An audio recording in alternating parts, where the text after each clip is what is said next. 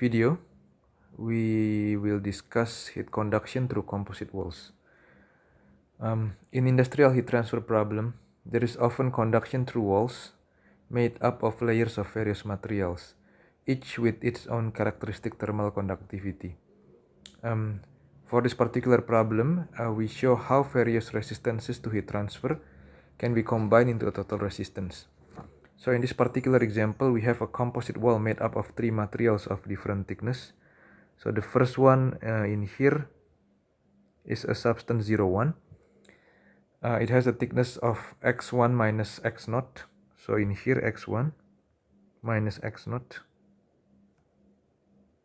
Okay. The second one has a thickness of x2 minus x1. Or in here x2 minus x1. The third one has a thickness of x3 minus x2, and that's a substance 2, 2, 3. The second one is a substance 1, 2. So they have a different thermal conductivities of K01, K12, and K23. So this one has a conductivity of K01. This one has a thermal conductivity of K12, and this one has a thermal conductivity of K23. At x equal x0 at this particular point, the substance 01 is in contact with the fluid at an ambient temperature TA, and at x equal x3 in here, substance 23 is in contact with the fluid at temperature TB, and the heat transfer at the boundaries of x equal x0 and x equal x3, or if I basically put in here at this particular surface in here, okay, the heat transfer basically occurred via Newton's law of cooling. So for this particular area in here, and at the very first area, okay, with the heat transfer coefficients of H0 and H3 respectively. So we draw the systems in here as well as the temperature profiles in here. Okay, as you can see, the temperature profile in here, TA is higher than TB. So there is a decrease in the temperature as you go from the inner fluid to the outer fluid, and basically there is a heat conductions that occurs through the three different substances in there. So the energy balance in here, we are dealing with the heat conduction in solid. So if we go into our combined energy flux factor in here, the first two terms, this term in here with this term in here, containing velocity, and that can be discarded, because nothing is moving, the solid does not move as well. And then we only have the contributions from the heat conductions. Okay, and then our systems in here is a slab of volume W. So this is the width multiplied by the height, and then we take shell element with the thickness of delta X. Okay, so our shell element is a slab of volume W multiplied by H multiplied by delta X. Okay, and then we can start with we make this shell in the region 0, 0, 1. Okay, so we can make energy balance for this particular shell elements. So that will be Q X. So this means that the heat is on the X, the heat flux transferred on the X directions multiplied by the area minus Q X.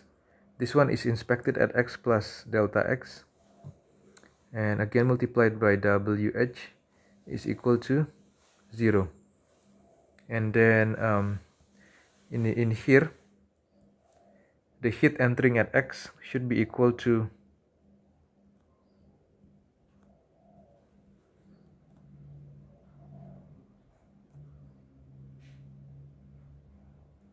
the heat leaving at X.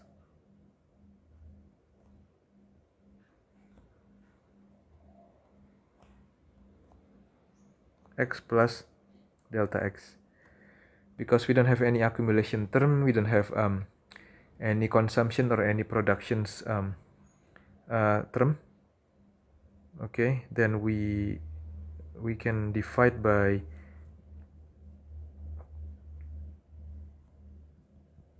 W H delta x, and then in the bottom the result we will take the limit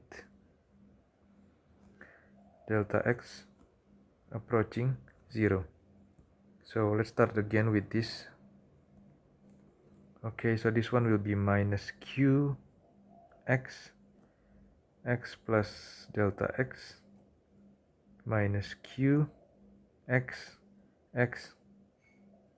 divided by delta x should be equal to 0. And then take the limit as delta x approaching 0, then this becomes minus d qx over dx equal to 0. Then minus d qx over dx should be equal to 0. Then you can integrate. Here I am using a blue color to make it consistent.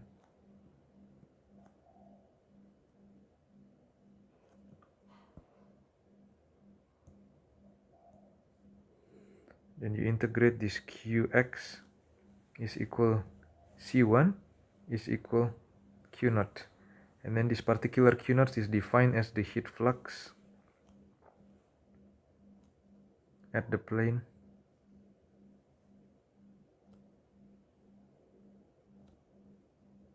x equal x naught.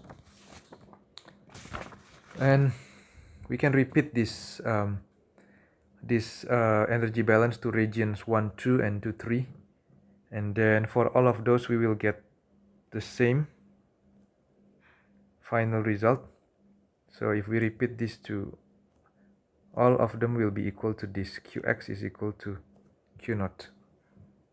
Okay, with the same constants for each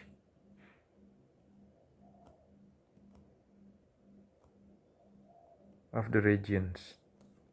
Okay, and then what we can do further is we can substitute the Fourier's law of heat conduction.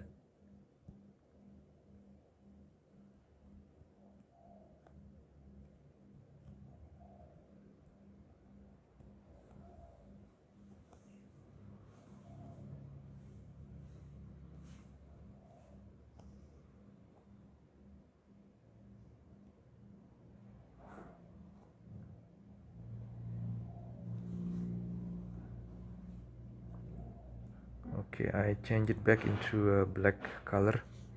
So for region 01 minus K01 dt over dx is equal Q naught. Okay, for region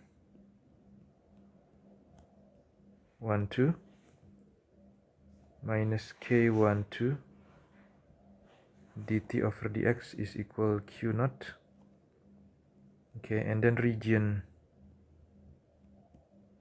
23 minus K23 dt per dx is equal Q naught.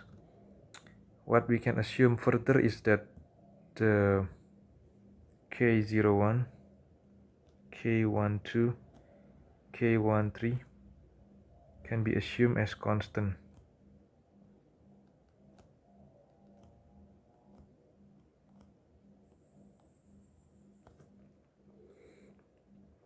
Then we can integrate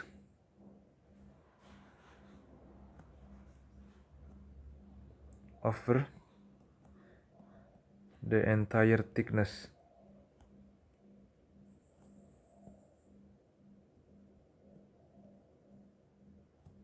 of the relevant slab.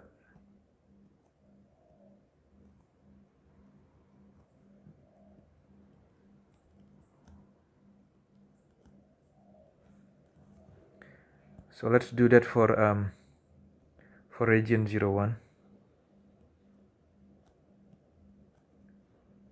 So we get dt is equal minus q naught over k01 dx.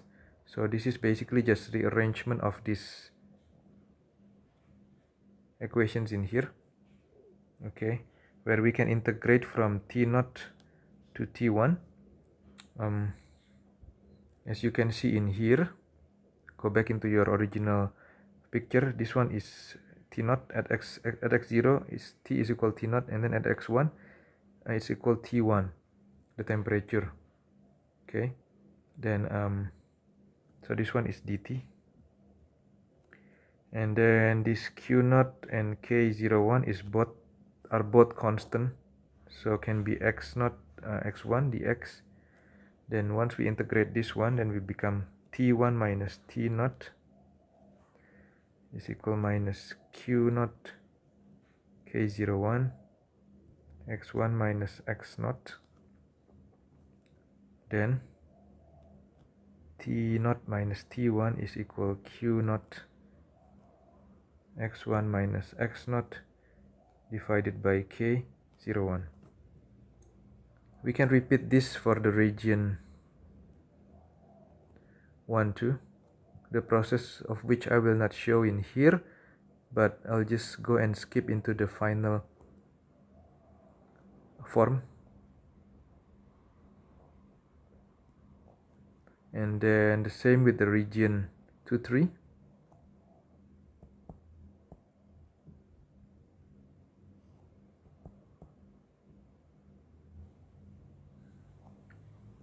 T2 minus T3 is equal Q0 x3 minus x2 divided by K23. Okay, on the other hand, the heat transfer at the two outermost surfaces, so at surface 0 and also at surface 3, it happens according to Newton's law of cooling. So Q0 is equal H0 TA minus T0, and then your TA minus T0 equal to Q0 H0, and then this one Q0 H3 T3 minus TB. So T3 minus TB is equal Q0 divided by H3. Okay, so in here, what you need to notice is that TA is higher than T0. So this one is the high temperature, whereas this one is the low temperature. So in here, T3 is obviously should be higher than the TB. So if you go back again into your figure in here, you can see that in here the TA is higher than the T0, and then in here T3 is also higher than TB. So it only makes sense if you put the higher one before the lower one. Okay, I'll continue in my next video. Thank you for listening.